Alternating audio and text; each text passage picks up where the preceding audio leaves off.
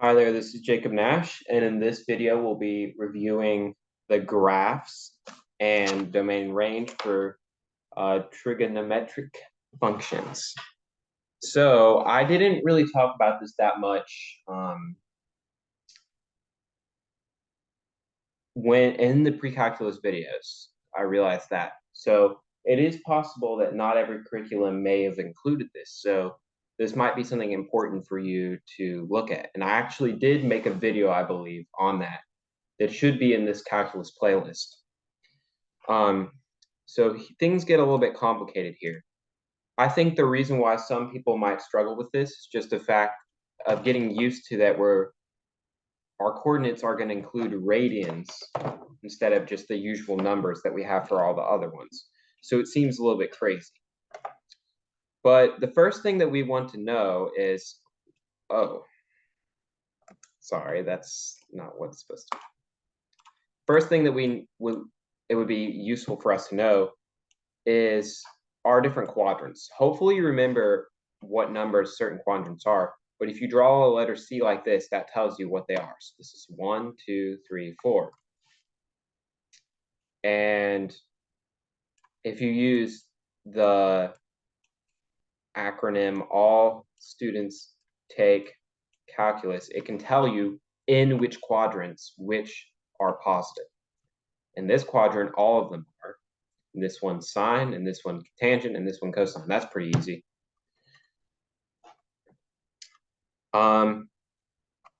And let's talk about the domain and range of each of these, okay? So let's just write it like this. I guess I'll do f of x because that's what I've been doing. F of x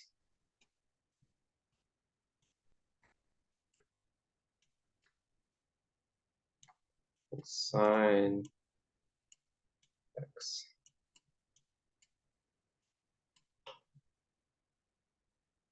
And I'm not going to just pretend like it says f of x because I don't feel like writing that whole thing.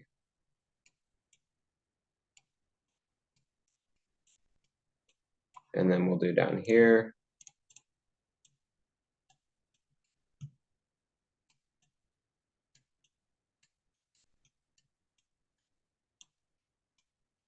So what is the domain? What is the range? Is the domain range for all of these. And then we're going to also look at what they look like in a graph, okay? The domain for sine and cosine and the range for sine and cosine are the same. How come? Well, and in fact, happens that the domain is all real numbers for both because every x value is possible. You can verify that if you feel like it. But the range is not all real numbers. It is actually, it goes from -1 to 1 with brackets because it does include it. And why that? Why? Remember the unit circle. And once we look at the graphs, you'll also be able to tell why. Tangent is a little bit different, though. It's a little bit complicated to write out the domain, but we can actually just write it like this. And I'll explain it in a second.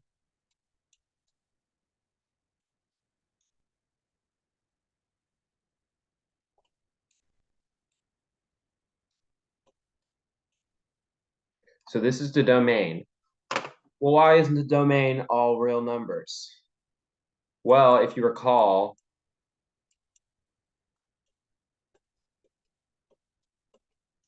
the tangent of x, and I know I say x, but it could be theta, you know, like an angle.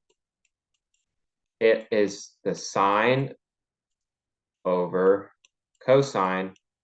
And we know that if the denominator equals 0, not in the domain, okay?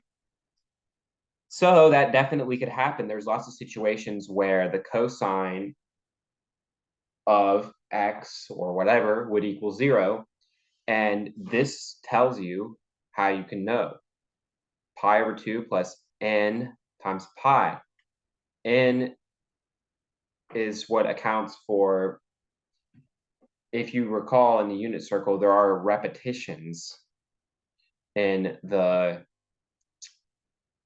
radians, depending on what quadrant you're in. And so that accounts for that. But these are the only situations where it's not. So you can't have cosine being 0.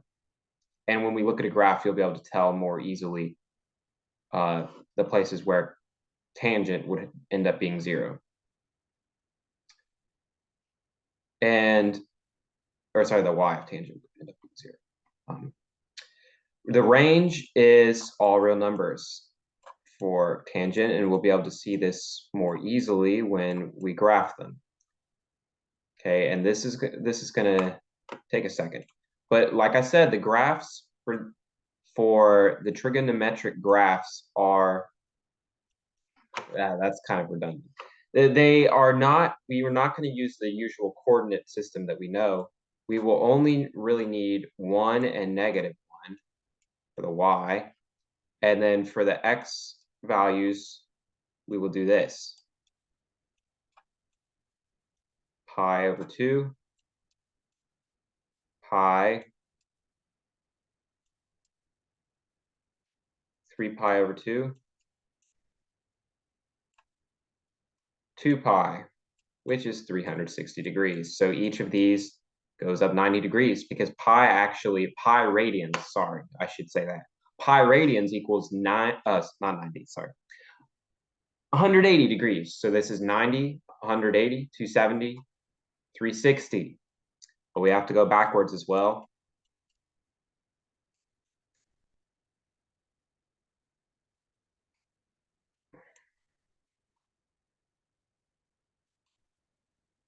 Not to scale, obviously. Sorry about that.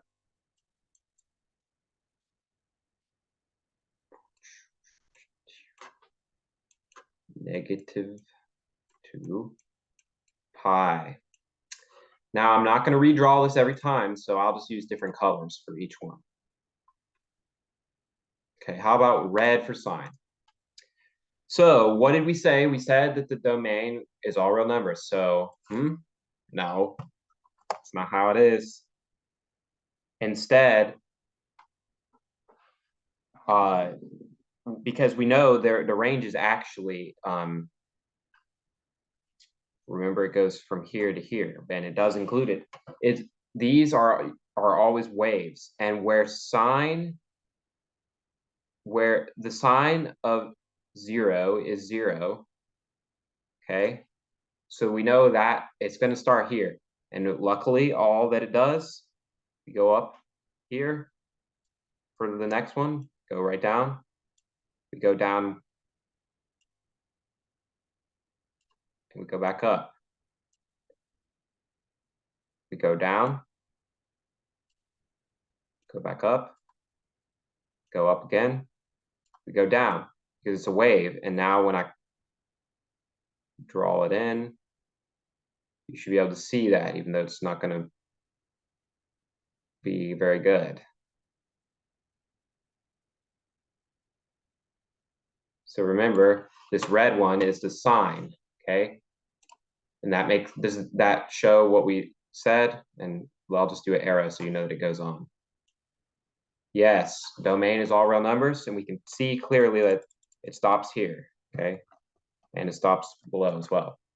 This cosine one is very similar, but just shifted a little bit. How come? Well, the cosine of 0 is not 0, it is 1. So we actually end up starting here, but it still applies. We'll go down. We'll go down. Ooh.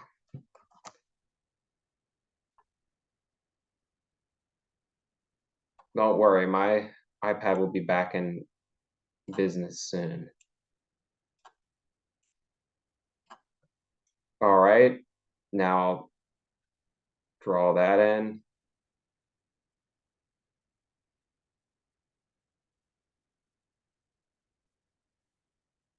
So as you can see, it's the exact same, just shifted. You can tell, like, it's just shifted back.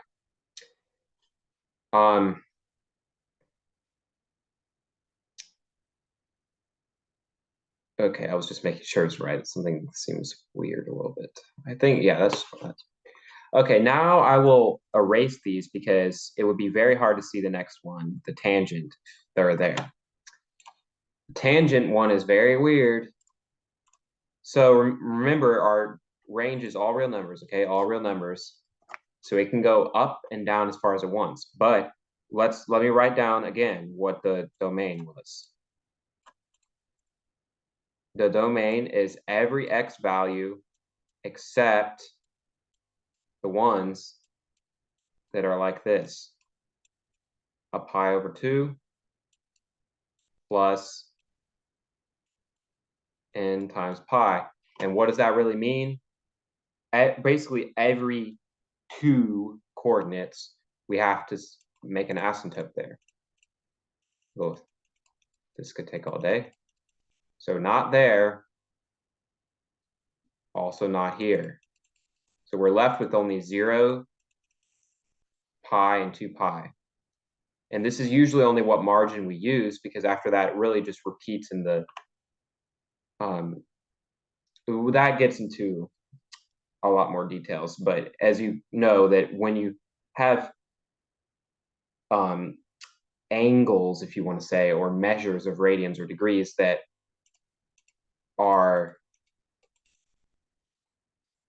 you can subtract 360 from, or 2 pi, then it's really kind of the same thing. Not really the same thing, but that's why we only include this. Okay, so, all right, now what? We know that it can't go there.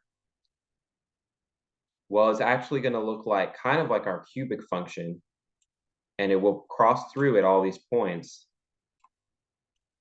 and it will start from the left and go up to the right. So starts here, and it just does that. It's really weird, but that's what it does. It has to do. And if you want to verify that, plug in any value, and you would know that it actually, that's what it's like. So that's actually it for this video. I know that seems a little bit strange. If you need more information, I have some more on the video that I posted. I think it's actually the oldest one on this channel, so you can watch that. And that's it for this video.